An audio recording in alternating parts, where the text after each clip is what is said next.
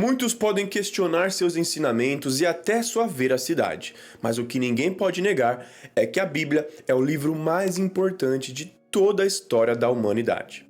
É certo que nesse livro contém ensinamentos que vêm direto da energia suprema do universo, aquela que nós chamamos de Deus. Porém, infelizmente, esse livro sagrado foi traduzido, mexido, editado e interpretado por várias pessoas diferentes ao longo da história. Nesse vídeo você vai ver que muitas pessoas e até religiões usaram a Bíblia para manipular as pessoas, para o controle político, para incentivar e até justificar o fanatismo, violência e, pasmem, a escravidão. Pois é, galera, vocês sabiam que já fizeram uma Bíblia só para os escravos africanos, para que eles pensassem que ser escravo era a vontade que Deus tinha para os homens negros? Pois é, pessoal. E você sabia que durante um período da história a igreja proibiu as pessoas de terem a Bíblia? Pois é, galera. Então vem comigo que eu vou te mostrar tudo isso e até alguns textos sagrados da Bíblia que a igreja não quer que você leia, então não sai daí.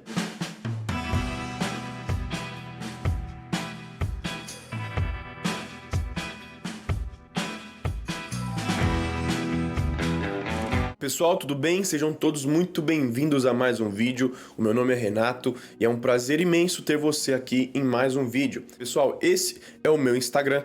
Peço que você vá lá me seguir, porque eu tô postando também conteúdo toda semana, todo dia, sobre tudo que eu falo aqui no YouTube. Se inscreve no canal se você não é inscrito, se você gosta de história, de entender um pouco mais sobre assuntos que não são divulgados na grande mídia, você tá no lugar certo, se inscreve aí.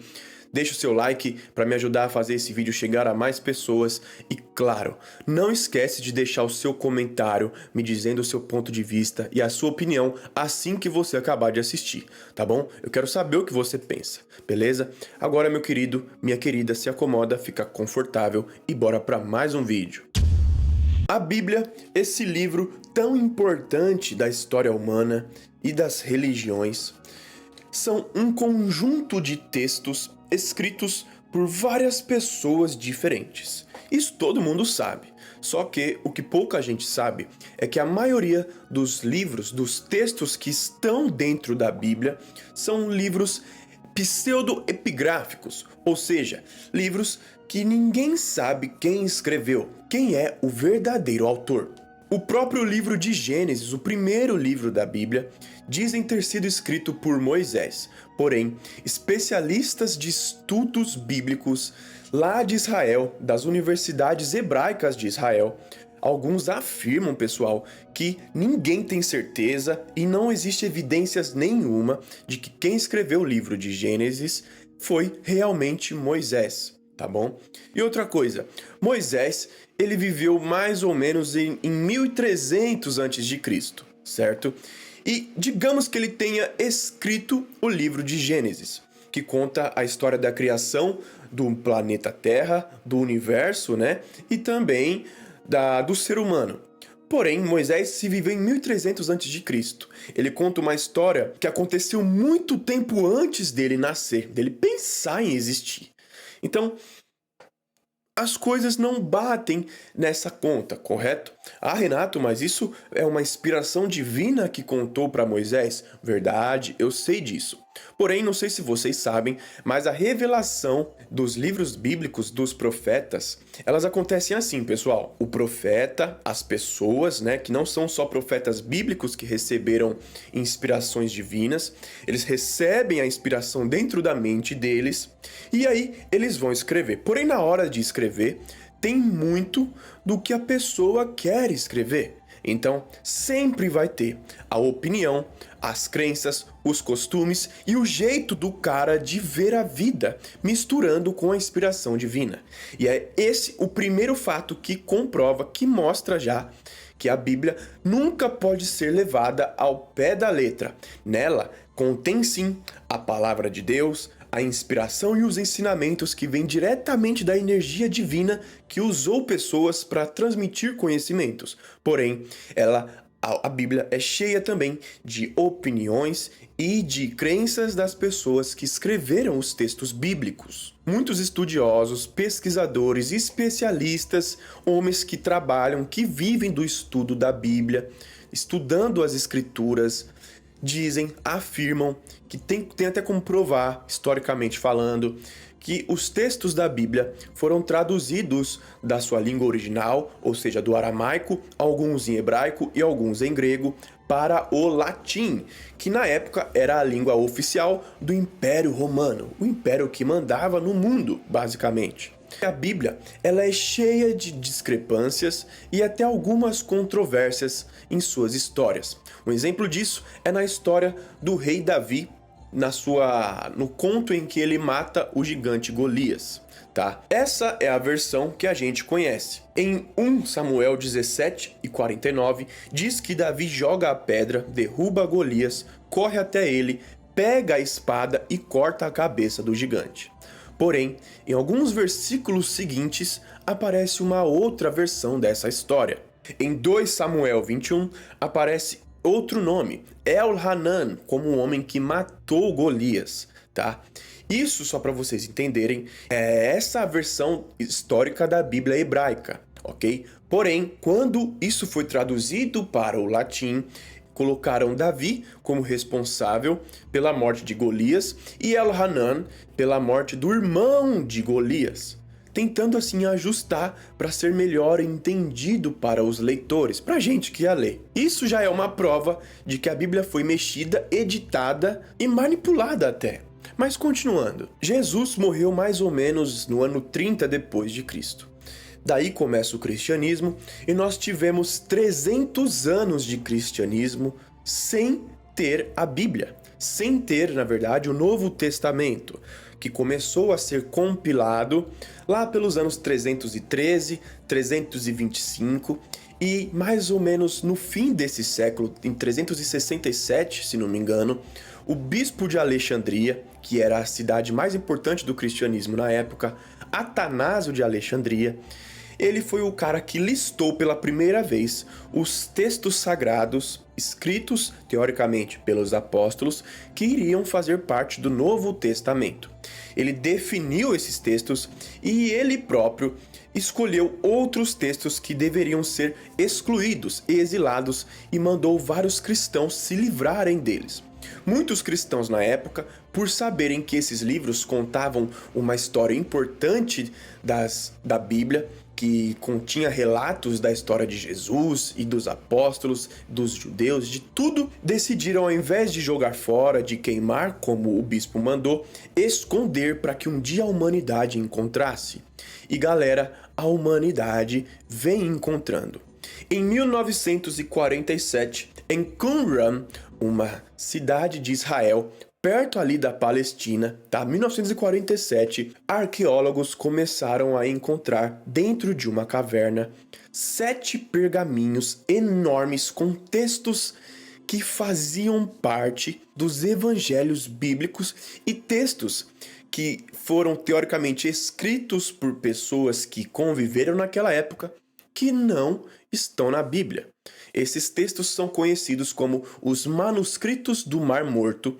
São considerados textos apócrifos porque, segundo a Igreja, o Vaticano, são textos que não se tem comprovação de quem os escreveu. Porém, pessoal, olha só que interessante.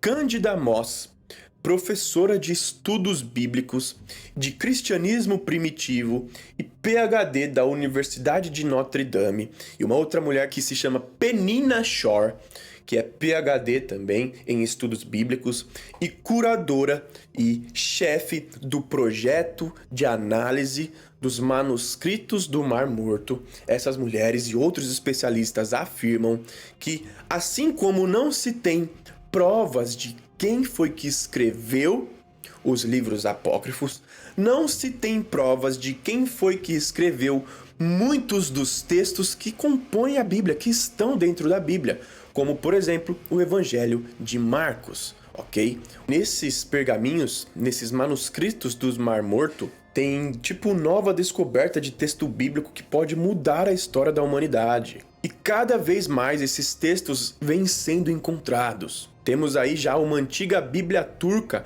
que promete mudar tudo o que sabemos sobre essa história.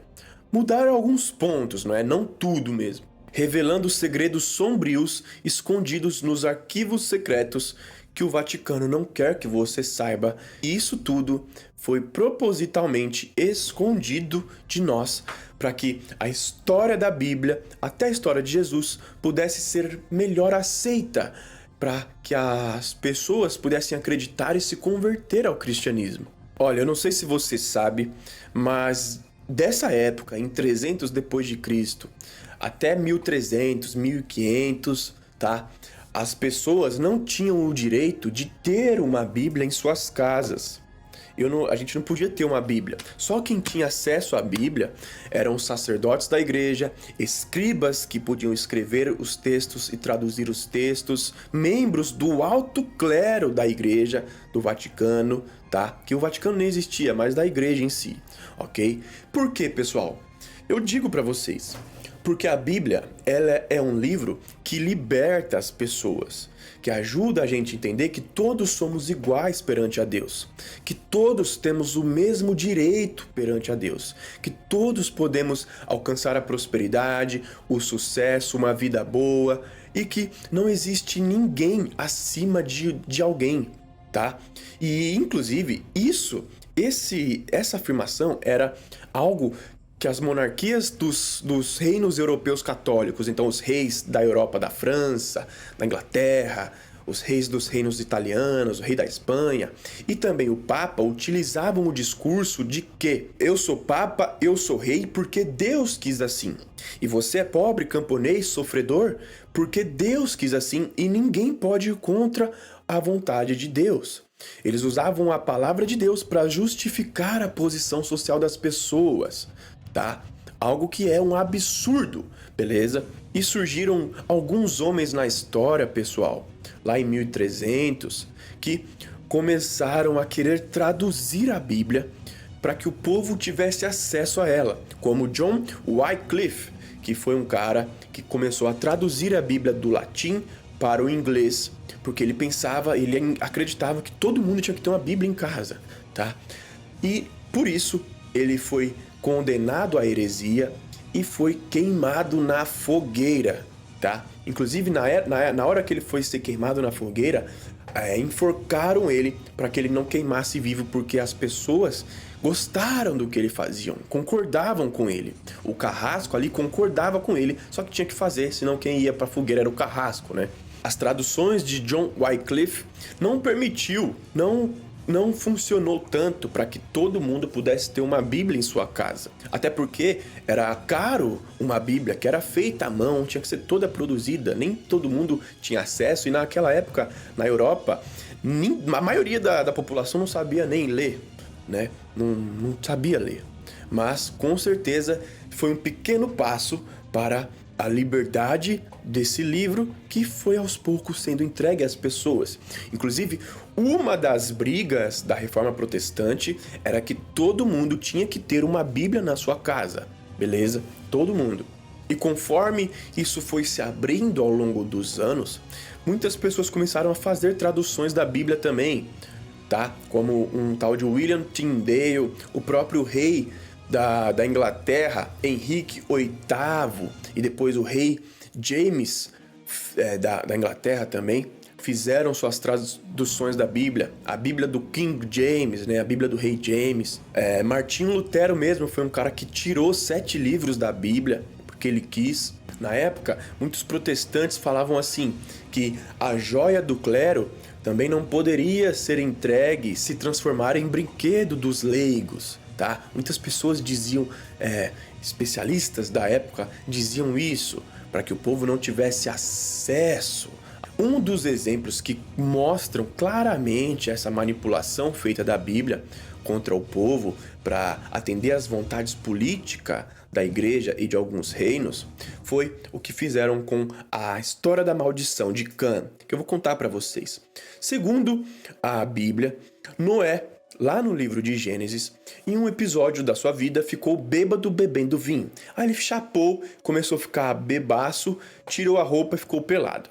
E ele tinha 3 filhos. O filho dele, Cã, viu e, ao invés de cobrir o pai que estava pelado, passando uma vergonha, um vexame, ele foi contar para os outros irmãos, Jafé e Sem. Aí os outros irmãos foram lá e encobriram o pai. Quando Noé descobriu que isso aconteceu, ele ficou bravo com Cã e decidiu amaldiçoar ele. Cã, eu te amaldiçoo, tá? Falou para ele que os filhos dele seriam destinados a ser servos dos filhos dos seus irmãos, ok?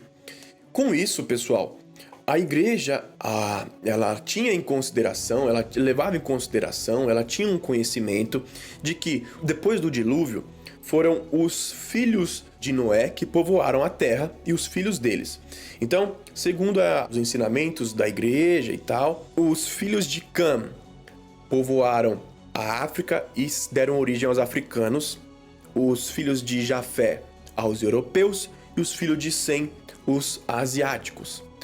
E a igreja usou a desculpa de que os africanos mereciam ser escravizados porque eles eram filhos descendentes de Cã. Eles diziam ainda que a pele negra era um sinal da maldição de Cã, que Cã sofreu do pai dele, e que os filhos de Cã, deveriam ser escravos dos filhos de Jafé, que seriam os europeus, e dos filhos dos asiáticos. Olha só o absurdo, tá, galera? Que a igreja usava para incentivar e até para justificar a escravidão dos africanos. E isso é um fato histórico. Não sou eu que estou falando, pode pesquisar aí no Google se você quiser. E aí vocês vão falar que eu que sou herege, Mas tudo bem. E olha só, tem coisas piores ainda, tá? E isso não foi da Igreja Católica, não. Isso foi dos ingleses, portanto, protestantes, certo? Eles criaram a Bíblia dos Escravos, beleza? Enquanto uma Bíblia normal tem mais de 1000 capítulos, a Bíblia dos Escravos tinha 232 capítulos só, para que os escravos lessem, e lá tinha textos que promoviam o entendimento para que os escravos entendessem que eles mereciam ser escravos, porque essa era a vontade de Deus, para que eles aceitassem sem se rebelar, para que eles fossem mais pacíficos. Olha só os absurdos que já passaram na humanidade e que eu duvido que você sabia dessas coisas. Sinistro, né, pessoal? Por favor, deixe o seu comentário aqui no vídeo me dizendo o que você pensa sobre tudo isso, tá? Eu quero ver o que você pensa, quero saber a sua opinião, seu ponto de vista. Meu amigo, minha amiga, antes de eu encerrar o vídeo, eu quero dizer algumas coisas para você. Conforme nós vamos crescendo e vamos passando por experiências ao longo da vida, aprendendo coisas das pessoas que a gente vai conhecendo, nós vamos formando uma mentalidade, opiniões dentro da nossa cabeça, um estilo de vida que atrapalha a gente de ser a pessoa incrível que nós nascemos para ser.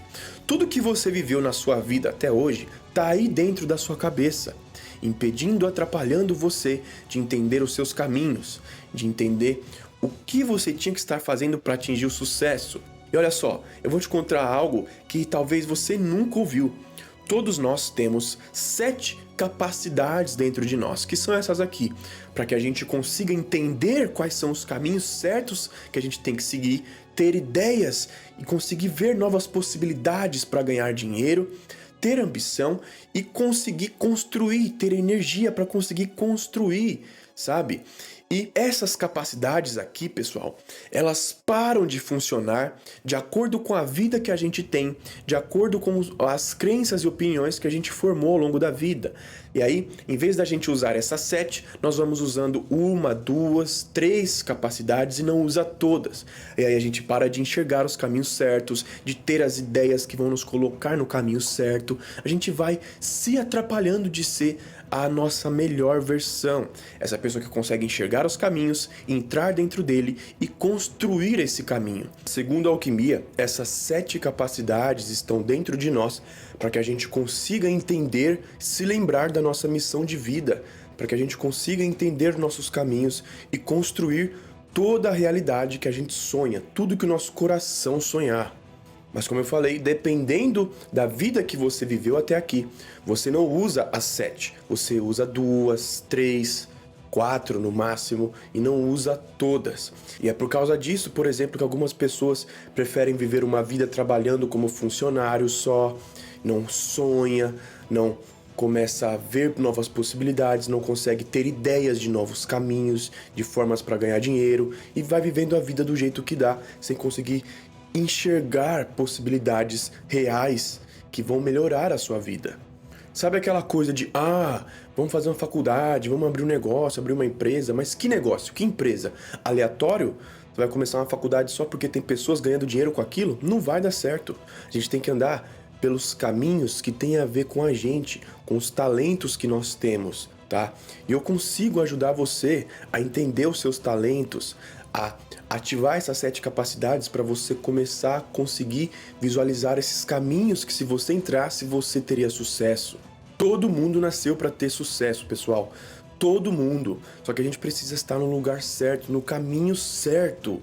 E existe, pessoal, um conhecimento que vem chegando no Brasil nos últimos anos, que eu sou um divulgador e hoje ensino ele, que faz a gente olhar para a nossa vida. Você vai aprender a olhar para a sua vida e identificar tudo que você está fazendo que está impedindo essas 7 capacidades de funcionarem dentro de você, que é o que faz a gente, galera, ser a nossa melhor versão.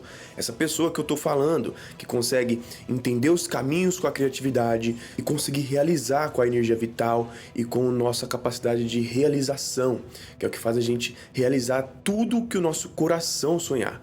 Eu ensino isso no meu programa de assinatura, que se chama Transformar Chumbo em Ouro, que você tem acesso a todas as aulas que tá lá por apenas R$ 36,90 por mês, tá? Uma mensalidade ali, eu fiz esse valor barato para que qualquer pessoa que tenha um trabalho consiga fazer, tá bom? Essas 7 capacidades é um conhecimento que todos aqueles gênios da Europa, os filósofos gregos usavam, por isso que eles conseguiam ser pessoas tão brilhantes.